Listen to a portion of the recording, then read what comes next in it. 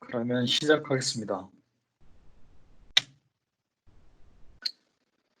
모든 산업군에서는 환경 규제, 에너지 효율, 그리고 생산 우선과 직결된 안정적인 전략은 가장 중요한 요소들입니다. 그래서 해결책이 ESS이고, 그리고 배터리 컨버터, 배터리 매니지먼트 시스템이 포함됩니다. ESS를 이해하기 위해 에너지 저장의 목적, 그리고 배터리의 기본 이론, 그리고 배터리를 적용한 케이스를 살펴본 후 DC-DC 컨버터를 선정하는 방법과 시스템 관리 스코프, 그리고 우리 덴포스의 케이스 스토리를 살펴보겠습니다.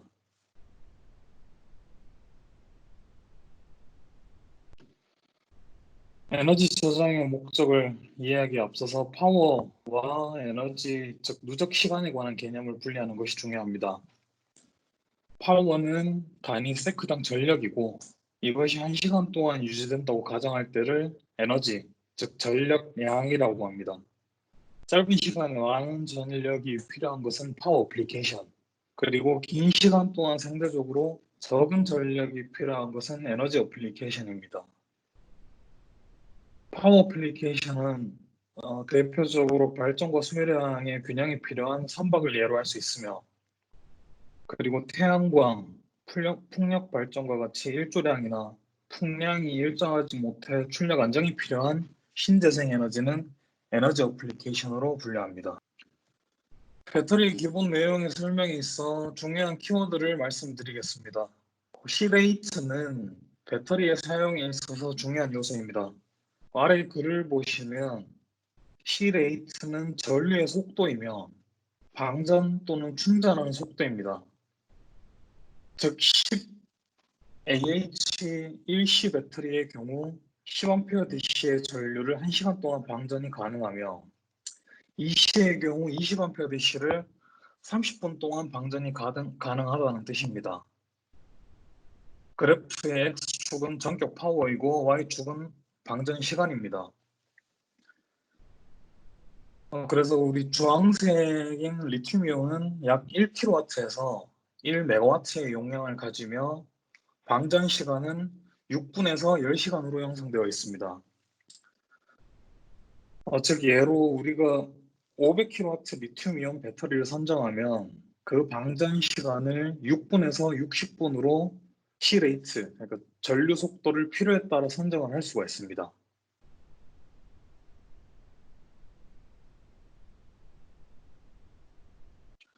그리고 SOC는 배터리의 충전 상태를 나타내는 말이며 BMS에서 이 값을 지속적으로 모니터링을 해야 배터리 방전이 가능한지 판단할 것입니다.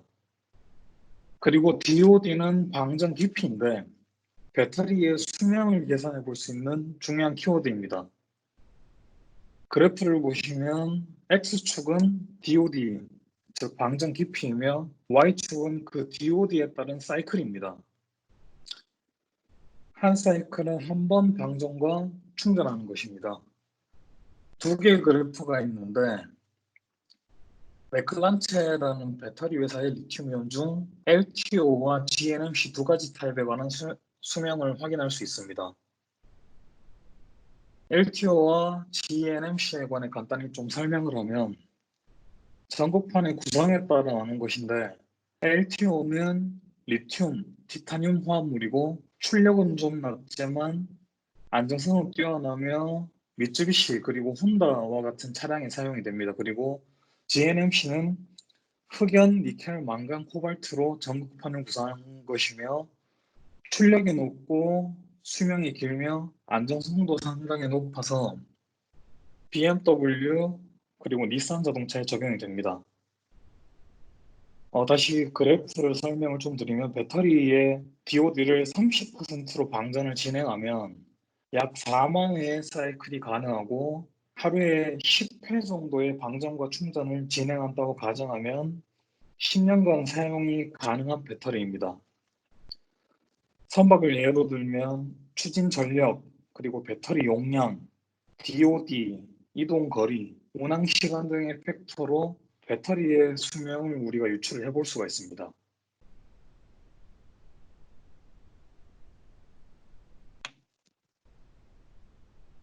그리고 현재 산업용 배터리는 리튬이온이 독보적으로 적용이 되고 있습니다.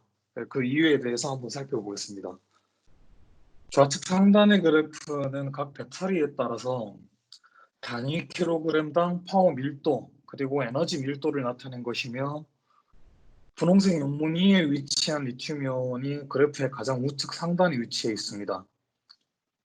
산업용으로 쓰기에 가장 밀도가 높은 것을 표현한 것이죠. 리튬이온의 장점을 보면 전력과 전력량의 중량 밀도가 높고 그리고 셀당 전압이 3.7V로 다른 구성의 배터리에 비해 높은 편입니다. 그리고 DOD 방전 깊이를 80%로 사용을 할 때 사이클이 약 8,000회에 이릅니다. 그리고 얕은 충방전을 반복한 후 깊은 방전을 진행하면 방전 전압이 저하되는 그 메모리 효과가 없고 수명이 길고 한 달에 10% 이하의 자기 방전이라는 장점이 있습니다. 그리고 리튬이온 배터리의 사용 조건은 아래 표의 내용과 같습니다. 실제로 보시면 선박에 적용할 수 있는 최적의 조건을 갖추고 있고 충전과 방전에 있어서 C레이트, 즉 전류 속도를 원하는 만큼 조절이 가능합니다. 그리고 우리 그 컨버터 메이커 입장에 있어서 셀당 충전을 위한 전압과 방전을 위한 전압이 정해져 있어서 제어하기가 상당히 용이합니다.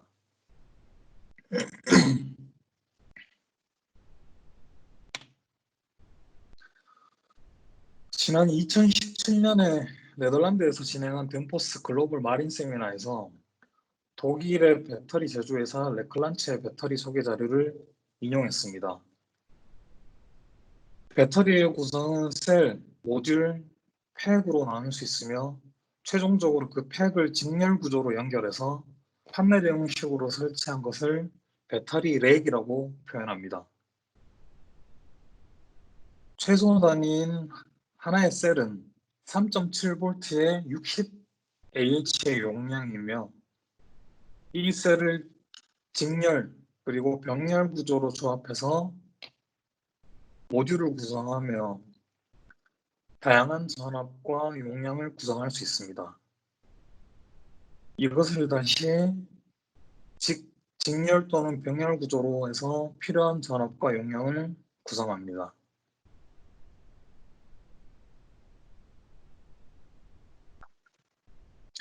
말씀드린 레클란체사의 배터리 모듈의 카탈로그입니다. 표의 좌측 상단을 보시면 모듈 타입이 있으며 이는 셀의 구성에 따른 표기 방식입니다.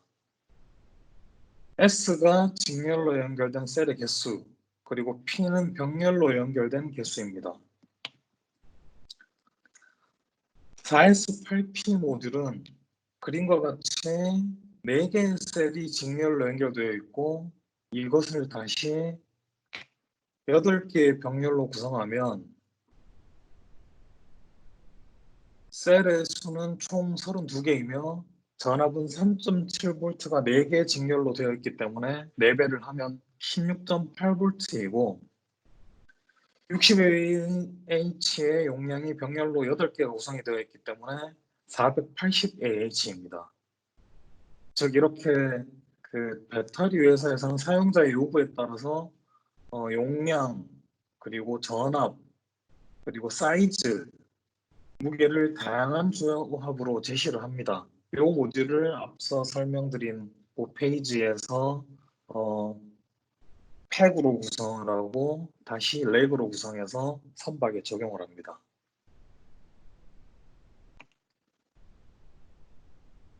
그리고 전기 추진 패드에 실제로 적용된 사례를 통해서 배터리가 어떻게 적용되었는지를 분석해 보겠습니다.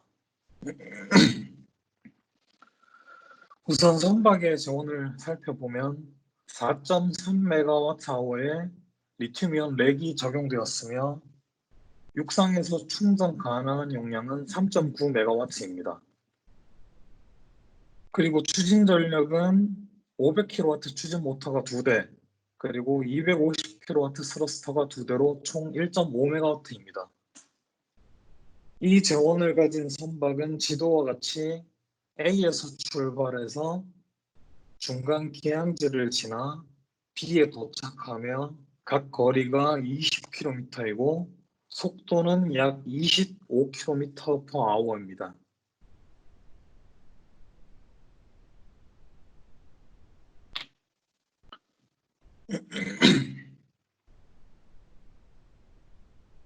이 선박에 적용된 배터리 렉을 보시면 앞서 말씀드린 4S8P 배터리 모듈 42개를 직렬로 먼저 연결을 하고 그 팩을 다시 20개 병렬로 구성했습니다.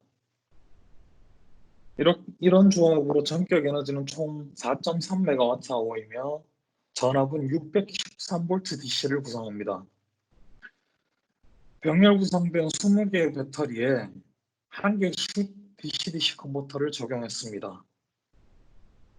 실제로 이 제품은 에디트론에서 모든 배터리 그리고 모터 컨버터를 이제 제공을 했고요. 배터리는 레클란티사입니다. 네. 하지만 우리 덴포스 NXP DC-DC 컨버터를 적용을 했다면 용량이 좀 큰 제품으로 제안을 해서 코스트나 스페이스 그리고 쿨링 등의 이점이 더 있을 것으로 생각합니다.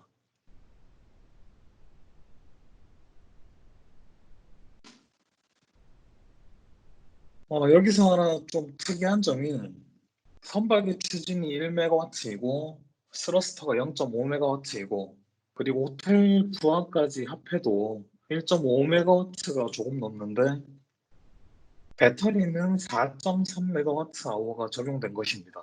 이렇게 큰 배터리가 적용된 배경을 홈페이지에서 설명을 드리겠습니다. 24시간을 기준으로 배터리의 총방전 프로파일을 나타낸 그래프입니다. 그래프의 X축은 하루 24시간이며 Y축은 전력량입니다.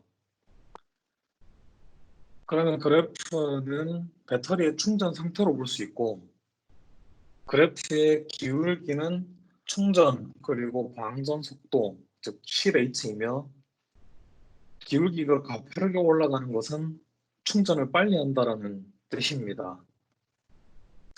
이 그래프를 해석을 해보면 선박이 하루에 몇 번 운항을 하고 충전과 방전을 하는지 알 수 있습니다.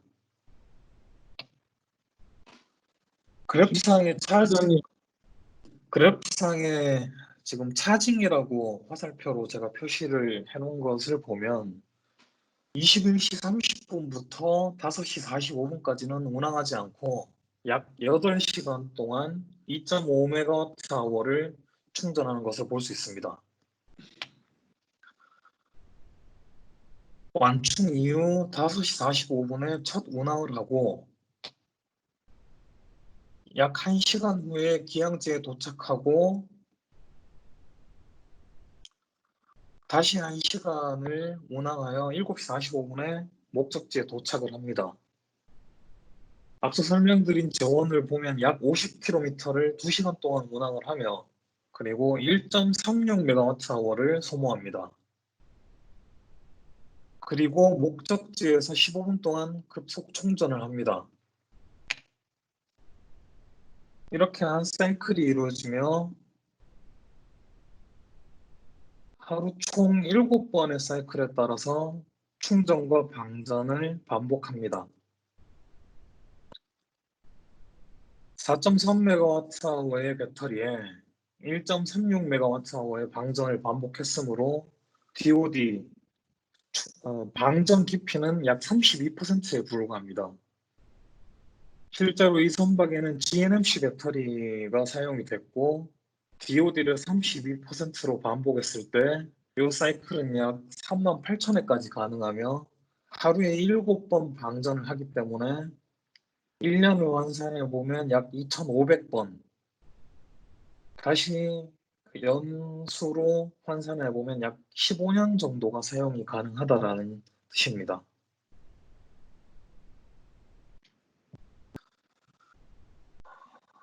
지금부터는 우리 컨버터 선장에 관한 내용을 한번 말씀을 드리겠습니다.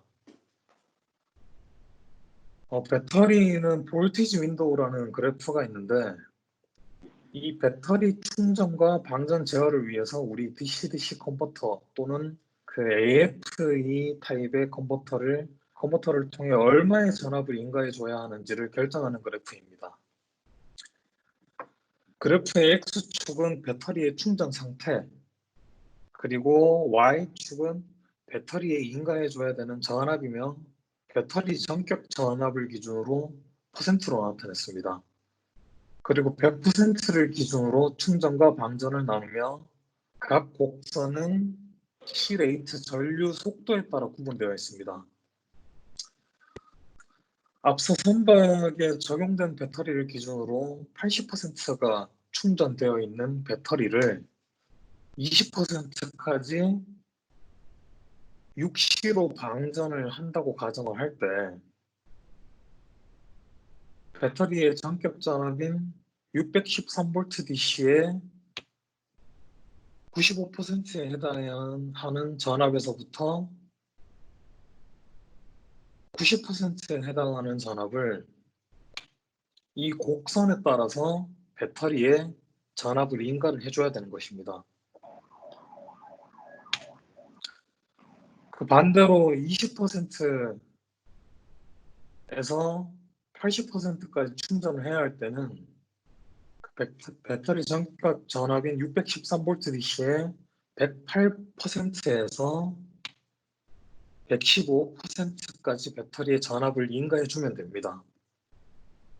물론 이런 계산 그리고 레퍼런스는 BMS에서 컨버터로 레퍼런스를 줘야 됩니다.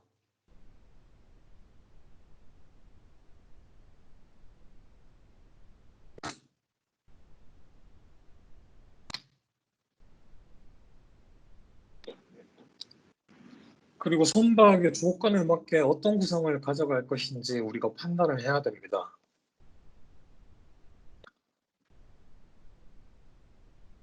컨버터가 DC 그리드에 접속이 된다면 우측과 같이 DC-DC 컨버터를 바로 배터리에 다이렉트로 연결을 하면 됩니다. 그리고 AC 그리드일 경우 볼티지 윈도우가 크고 작음에 따라 나눠집니다. 여기서 작다는 기준은 플러스 마이너스 10% 이내란 말이고요. 그리고 다음 페이지에서 설명을 더 드리겠습니다. 그리고 볼티지 윈도우가 큰 경우는 DC-DC 컨버터하고 AF 타입을 조합을 해서 AC 그리드에 연결을 해야 합니다.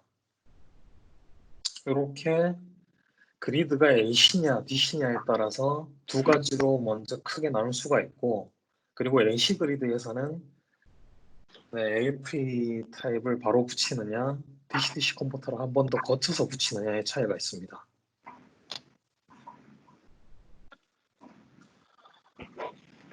먼저 다이렉트 투 DC, 즉 AC 그리드를 지원하기 위해 배터리와 AFE 타입의 컨버터를 AC 그리드에 바로 연결하는 경우입니다. 전원 소스로서의 역할이 필요하기 때문에 마이크로 컨버터 라이선스가 적용되어야 합니다. 그리고 배터리에서 제공되는 DC 전압을 어떤 추가적인 구성이 없이 그리드 컨버터 하나로 바로 AC로 변환을 해주기 때문에 구성이 단순하며 비용을 상당히 절감을 할 수가 있습니다. 하지만 AC 그리드를 지원하기 위해 사용되는 그리드 컨버터는 지켜야 할 조건들이 상당히 많습니다. 이 한계점을 한번 설명을 드리면, 전원 소스로서 안정적인 AC 전압을 제공해 주기 위해서는 그리드 컨버터의 일정한 DC 링크 전압이 계속 제공이 되어야 합니다. 즉 우리가 알고 있는 AC 전압의 1.35배 DC 전압이 그리드 컨버터 DC단에 지속적으로 제공이 되어야 합니다. 하지만 그 역할을 해주는 DC-DC 컨버터를 제외했으니 배터리로부터 일정한 DC 전압을 제공을 받아야 우리가 그리드 측에 일정한 AC 전압을 공급을 해줄 수가 있습니다. 근데 여기서 문제점이 배터리는 설명을 드렸다시피 충전 상태와 그리고 C 레이트에 따라서 공급되는 전압이 계속 변하게 되는 게 문제입니다. 그래서 본 솔루션을 적용하기 위해서는 안정적인 AC 그리드 전압 공급을 위해서 그리드 컨버터의 DC단에 바로 연결되는 배터리 전압을 한정적인 범위 내에서 제한을 해야 됩니다. 이런 부분에 대해서 배터리 측에서 충분히 제공을 해준다면 마이크로 그리드 컨버터가 적용이 가능하고 비용 절감에 있어서 장점이 있다고 생각합니다. 그 제약사항이 우측표에 빨간색으로 표시한 이 부분이고 AC 그리드의 전압에 따라서 제한되는 사항들이 표시되어 있습니다.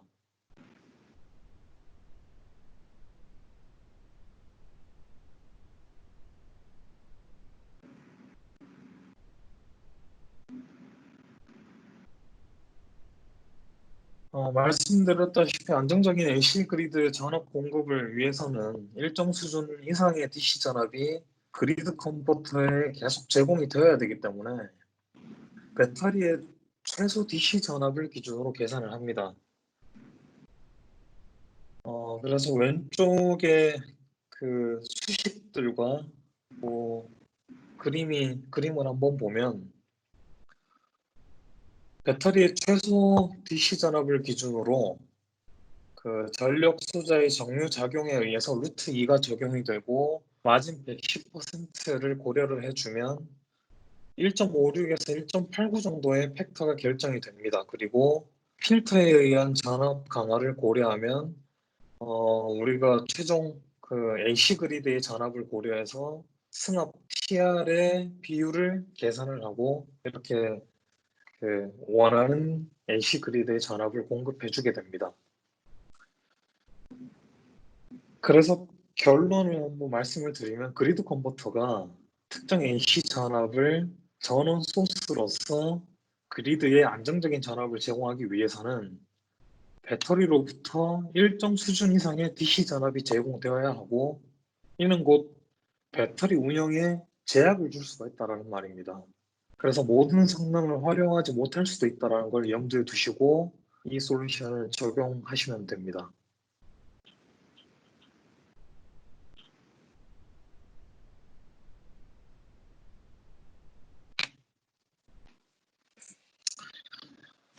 이제 우리 웹 셀렉션 툴인 바콘 셀렉트에서 배터리용 컨버터를 선정을 할 수가 있습니다. 캡처의 내용과 같이 로그인을 하고 첫 화면에 AFE 마이크로 그리드를 클릭을 하면 배터리의 재원을 입력하는 창이 나옵니다. 여기서 마이크로 그리드와 볼티지 윈도우를 체크를 하고 배터리의 전압 그리고 파워 또는 전류용량 입력하면 그리드 컨버터 선정이 됩니다. 이전 페이지에서 제가 말씀드린 제약사항들이 이미 이 셀렉트 툴에 다 적용이 되어 있기 때문에 배터리의 공급 전압 범위가 그리드 컨버터가 제공받아야 할 DC 전압을 넘거나 부족하면 그리드 컨버터 선정이 안 되게 되어 있습니다. 다시 한번 말씀드리면 이 구성은 컨버터의 측면에서는 분명히 가격 경쟁력이 있지만 배터리는 오히려 비싸질 수 있기 때문에 이런 제한 사항들을 염두에 두고 접근을 해야 될 것입니다.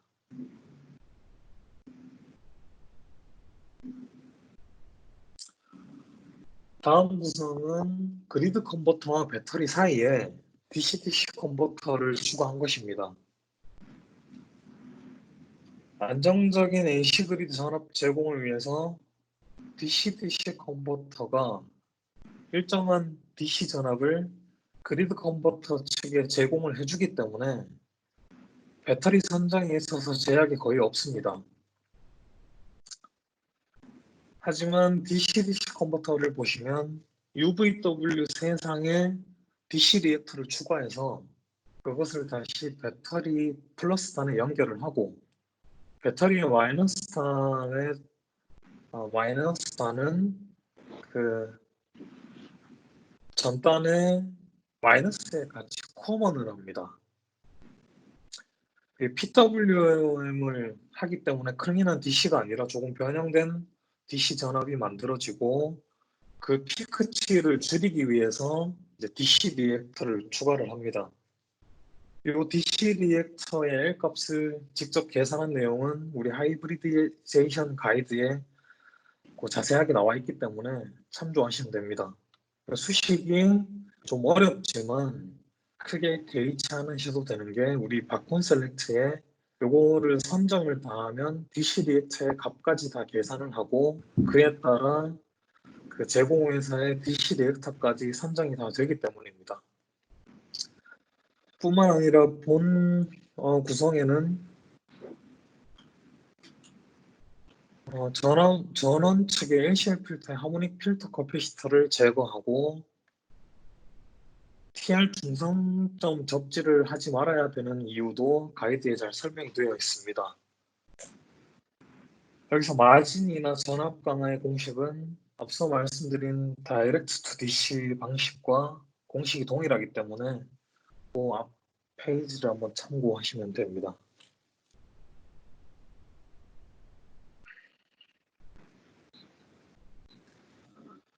그래서 바꿈 셀렉트에서 본 구성을 하기 위해서는 DC-DC 컨버터를 먼저 선정을 하고 그리고 난 후에 그리드 컨버터를 선정하면 됩니다. DC-DC라고 되어 있는 부분을 클릭하고 그리드 컨버터로 제공해줄 DC 링크 전압과 그리고 배터리의 전격 전압 용량을 입력하면 됩니다. 이 컨버터가 선정이 되면 자동으로 DC 리액터까지 선정이 다 됩니다. 그 다음 변환된 DC 전압을 AC 전압으로 다시 변환해주는 그리드 컨버터를 선정하면 됩니다. 여기서 상위에서 AFE를 클릭을 하고 커런트 볼티지를 체크하고 전격 전압과 용량을 입력하면 됩니다.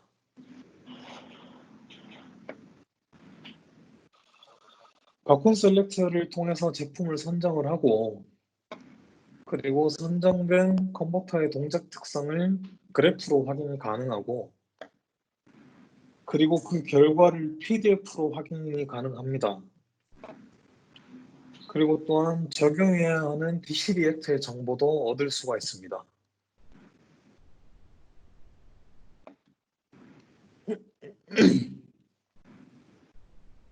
컨버터를 선정하는 데 있어서 결정되어야 하는 부분과 그리고 우리 덴포스가 요구하는 사항들이 있습니다. 순서를 한번 보시면 우선 선주의 요구에 따라서 선박의 무게, 크기, 거리, 속도, 그리고 용도가 결정이 되고 그에 따라 각 부하의 용량 선정을 합니다. 이후 선박의 운영 사이클을 통해서 충전과 방전 프로파일과 배터리 용량 선정하게 되고 그에 따라 DOD 및 라이프 사이클이 결정이 됩니다. 이렇게 배터리가 선정이 되면 해당 배터리의 정보, 그리고 볼티지 윈도우, 그리고 어떤 용도로 사용할지, 그리고 레퍼런스가 전압인지 또는 전류인지를 확인을 하고 우리 그 컨버터를 선정을 하면 됩니다. 이러한 전체적인 정보를 우리 덴포스에서 이해하고 전체적으로 우리가 끌어간다면 충분히 장점이 될 것이라고 생각을 합니다.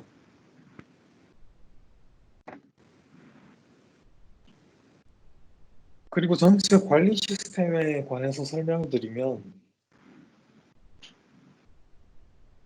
EMS에서는 시스템 전체의 에너지 효율을 최적화해서 선박 내 발전기 그리고 배터리와 같은 각 에너지원의 사용 여부를 판단을 합니다. 그리고 PMS에서는 각 부하의 상태를 체크하고 그리드 및 에너지원의 전력 균형을 제어합니다. 그리고 BMS에서는 배터리의 SOC, 그리고 C레이트와 전압, 전력량, 온도 등을 체크하며 배터리를 보호하는 기능을 가지고 있습니다.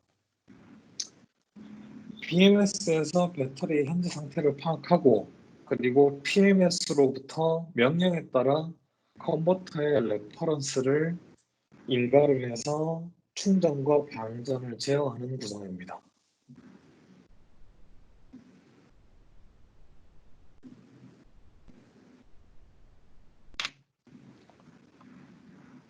네, 마지막으로 우리 덴포스에서 진행한 퓨처 오브 더 피오르드의 재원, 그리고 적용된 배터리 용량, 그리고 운항 정보를 보고 수명을 예상해 보겠습니다. 우선 1.8MWh의 리튬이온 배터리가 적용이 되었으며 정확한 배터리의 직병렬 구성에 관한 설명은 없지만 우리가 충분히 유추는 가능합니다. 그리고 450kW 두 대의 추진 모터와 호텔 로드는 약 35kW입니다. 그리고 지도상에 구두반경과 풀룸을 왕복을 하는데 편도는 약 50km의 거리를 편도 약 50km의 거리를 1시간 30분 정도 운항을 합니다. 여기서 이제 특이한 점은 구두반경 내 배터리 충전 도크가 별도로 설치가 되어 있습니다. 이 출발점에서의 육상 전원 공급 장치 용량이 부족하기 때문에 쇼파워 1.2MW와 그리고 선박 충전을 위한 별도 도크 배터리로 구성된 충전 장치 1.2MWh를 합해서 총 2.4MWh의 충전 용량을 구성했습니다. 총 2.4MWh의 충전 설비를 구성해서 20분간 800kWh를 선박 배터리를 충전을 합니다. 이렇게 그 충전한 배터리로 운항을 하는데 전격 이하로 추진을 진행을 하기 때문에 시간당 약 550kWh를 소모를 하게 되고 그리고 1시간 30분 동안 운항을 하기 때문에 총 소비되는 전력량은 800kWh입니다. 여기 말씀드린 추진 그리고 쇼 파워 서플라이 그리고 배터리 충전 도크 DC-DC 컨버터가 모두 우리 바콘 NXP 시리즈가 적용되었습니다. 실제 선박의 운행 스케줄을 제가 확인을 해보니 하루에 편도 3회 운항을 합니다. 1.8MWh의 배터리에 800kWh를 하루에 3번 방전을 하므로 DOD가 약 40%에 해당하고 그에 따른 라이프 사이클을 고려를 해보면 이 피오르드 선박 페리에 적용된 배터리는 약 20년간 사용할 수 있습니다.